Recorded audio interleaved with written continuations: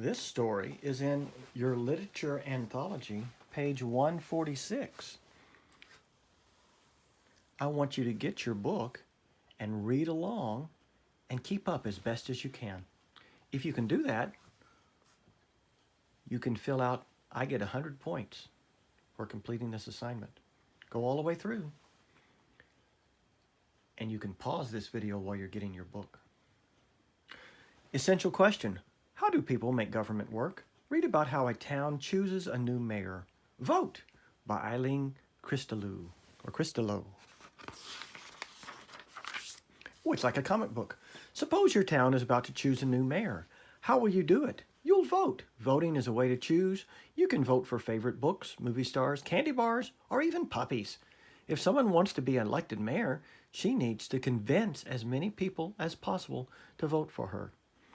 At the bottom it says stop and check. Reread. What is Chris Smith going to do? Reread to find the answer. Well, we haven't read that part yet, so let's read the comic book part. I'm Chris Smith, candidate for mayor. I hope you'll vote for me. When I was a puppy at the Dog's Pound, the Smiths came along looking for a puppy. They couldn't decide between me and a poodle, so they voted. I vote for the mutt. No, the poodle. Vote for the poodle, Angela. Mutt. If someone wants to be elected mayor, she needs to convince as many people as possible to vote for her. I think I already read that. You have my vote. I'm going to vote for Brown. Growl, you can't vote for Brown.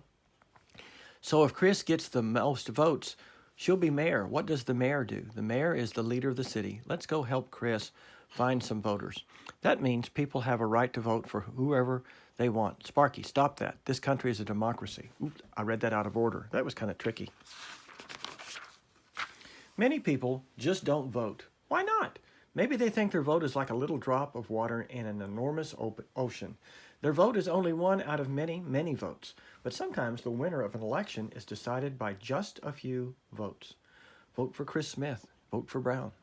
If people don't vote, they're letting everyone else decide for them. Well, I wish I could vote, but kids can't vote until they're 18. Who decided who could vote? When this country began, the founding fathers wrote a constitution. It said, now we would govern ourselves. It said, people should vote, but it didn't say who could vote. That was left to each state to decide, and that was a problem. The Constitution doesn't say women can vote. It doesn't say only men can vote either. Women just don't understand these things. I don't own land, but I have a right to vote. The Constitution doesn't say black people can't vote. Hey, I just traveled back to 1789. Angry people protested. They wrote letters. They held rallies and made speeches. They marched, were arrested, and went on hunger strikes. Some were killed trying to claim their right to vote, but it took many years, 4 amendments to the Constitution, and several new laws before all citizens 18 years or older were allowed to vote. It took almost 80 years for black men to win the right to vote. It was 130 years before all women could vote. 130, I should say, not 130.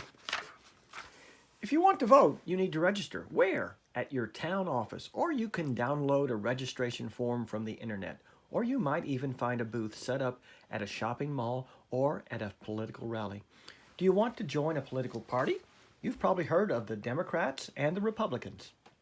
But you could join the Green Party, the Libertarians, the America First Party, or the Progressives, to name just a few.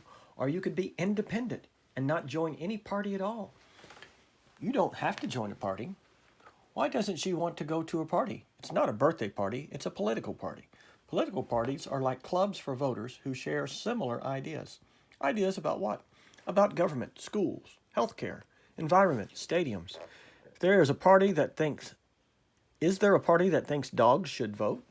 Before you vote, you'll need to find out about the different candidates. How? Read newspapers, watch TV news, listen to the radio, or surf the internet. Do you agree with their ideas? How do we know if Chris will be a good mayor? She lets us sleep on the couch. That's important. You might have a chance to hear the candidates debate. You might even be able to ask questions. We need new schools. Classes are being held in halls. There you go, spending our money. Before an election, everyone tries to guess who will win. Pollsters ask some of the voters whom they're planning to vote for. Then they estimate, that's one of our vocabulary words, who will be the winner. But voters can change their mind. Someone just called to ask who I'm voting for, and you said, maybe Brown. What? But Smith is so much better. That pollster should have asked me. Do you need help? We sure do. We have to mail 14,000 letters by tonight. We're hoping you'll vote for Chris Smith. How can you help your candidate win? Now there's another vocabulary word. You can volunteer to answer phones, call voters, address envelopes, or hand out flyers. Campaigns need lots of help, and they need lots of money to help pay for phones, computers, stamps, flyers, and bumper stickers. And most of all, ads and more ads. Where will they find the money? Please vote for Chris Smith, and please donate money. What do the letters say? I read that out of order again. That's confusing. You might want to donate a few dollars to your favorite candidate's campaign, or maybe you'll be invited to a fundraising dinner. Would you like to pay $250 for a fancy hamburger and a chance to meet the candidate? If you donate lots of money, maybe the candidate will listen to you more than other voters. Is that fair? Does that mean your vote will count more than other voters' votes? There's a lot of disagreement about this. By the last week of the campaign, everyone is tired.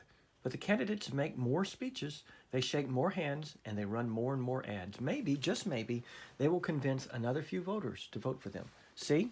We keep hearing Smith wants to spend all our money. That worries me. Chris Smith wants to spend your money. That's an ad for Brown. He's trying to worry us. Save your money. Vote for Bill Brown. Honest, reliable, a nice guy. Honest? That ad isn't honest. Brown makes sense to me. Some of these ads can be very misleading. I'm worried. Lots of signs are for Brown. It's going to be a close election. Finally, it's election day. Reread. Why do candidates run more ads during the last week of the campaign? Reread to find out. Please sign in here. Your name? Dad, are you voting for Mom? He'd better vote for me. Why do they have to sign in? Most voters are assigned a particular place to vote, a school, a library, a church basement, wherever there is space for voting booths. What if you're away on voting day? You can get an absentee ballot in advance. Some places let people vote by mail or on the internet. A few places set up voting machines early. But however you vote, you get just one vote. You can't go back and vote again. To check if they're registered and to make sure they vote only once. He's answering the question. Why do they have to sign in? In most places, people use voting machines. Many cities and towns are replacing old machines with new electronic ones. But in very small towns, voters still mark paper ballots with a pencil. However you do it, you will vote in a private booth. No one can see how you vote. There's lots to vote for, the mayor and city council, and a question, should dogs be on leashes in public places? I finally decided, but don't ask. Votes are secret. He voted for Brown. You peeked? When the voting ends, the counting begins. Who will win? Stay close to your TV or radio to find out. Usually a few hours after the polls close, the winner is announced. There's a vocabulary word. Looks like Brown is winning. Oh no, there are still lots more votes to count. Congratulations, Madam Mayor. And the winner is my mom. I'll be Mayor Dog. We won. But wait, what if the election is won by only a few votes? The candidates who lost can ask that the votes be counted again. Then it could take a few days or longer to carefully recount the ballots to find out who really won. Uh-oh, Brown wants a recount. I'll tell her. What's wrong? I won by just 105 votes out of 35,000. That's why Bill Brown wants a recount. Do you think Chris will lose? She might.